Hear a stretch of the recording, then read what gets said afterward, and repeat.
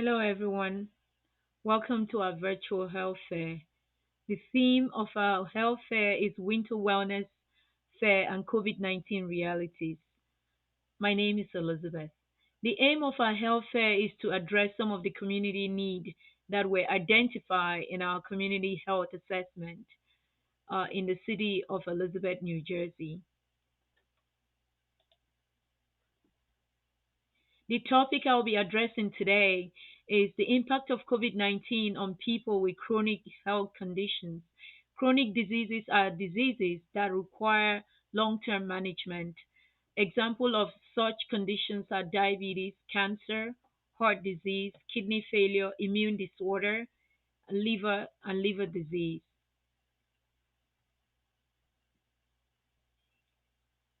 COVID-19 interaction with chronic disease. So I'm focusing on diabetes, one of the chronic disease. So what is diabetes? Diabetes is when the blood glucose or blood sugar is high and there is not enough insulin. Insulin is a hormone that is being produced in the pancreas. Like you can see, I have a picture of the pancreas here. This is where the insulin is being produced. So when the glucose when insulin is produced by the pancreas, it helps uptake glucose and send it to the cell to fuel our cell for energy. But however, the ineffective insulin production causes elevation in blood sugar and other metabolic abnormalities and complications. why do why did I choose? You might be wondering, why did I choose to talk about diabetes instead of the other chronic health conditions? Well, the reason is that diabetes affects an estimated 29.1 million people in United States and is the seventh leading cause of death, which is these statistics is actually very relevant with our community of focus, so which is the city of Elizabeth. We'll look at the data later so you can see how that compares. So uncontrolled diabetes is a precursor for other chronic conditions like hypertension, stroke, heart disease, and kidney failure. It's the leading cause of kidney failure, lower limb amputation, which is very common with diabetics, and also adult onset blindness, common with diabetics.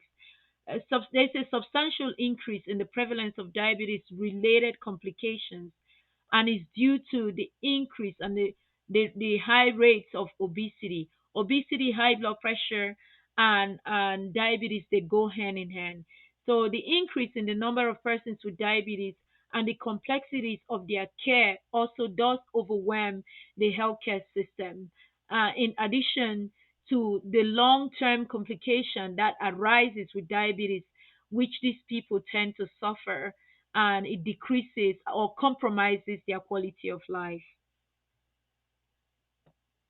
So here is the data statistics of diabetic prevalence in New Jersey. Compared to the and in comparison to the entire nation, in America here, in New Jersey, there's 9.9% of persons with diabetes. In Union, New Jersey, there is 9.4%. And in Elizabeth, New Jersey, there's 9.4% of persons. Out of those 9.4%, 13.7% of these people are blacks, and Asians are 15.1%, and Hispanics are 14.5%. So, how does COVID 19 affect people with diabetes? One thing to understand about COVID 19 is that we are still learning.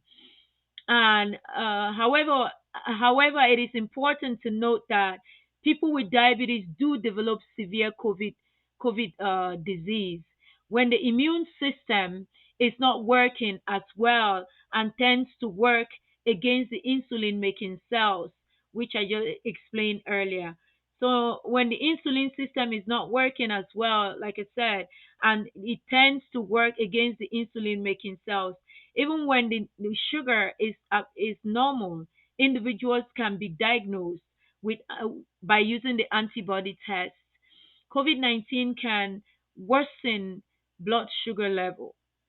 Okay, so and also type 1 diabetes can be diagnosed after COVID.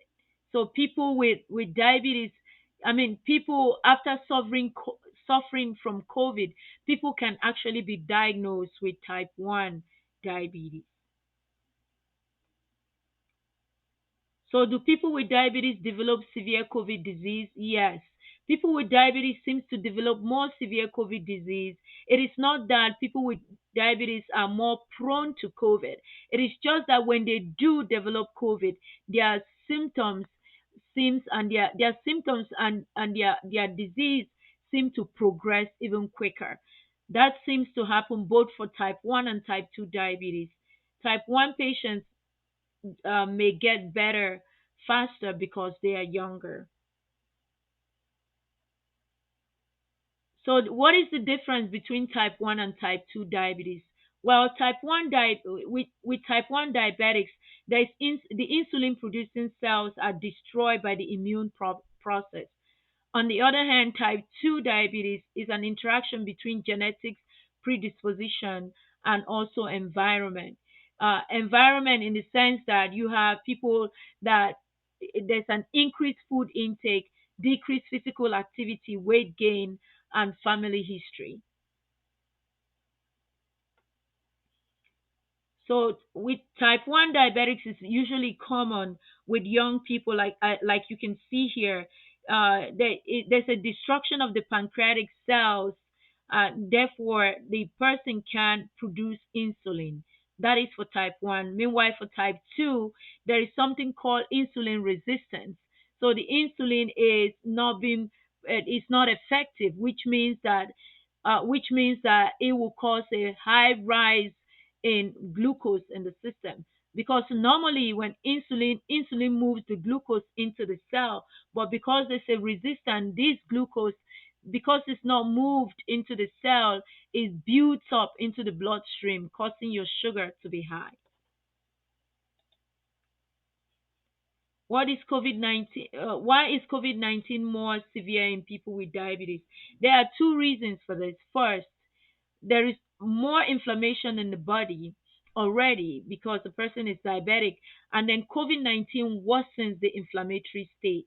The second reason is that they already have other circulatory problem. By that, what do I mean? Like you can see here in the picture, some patients do have bypass.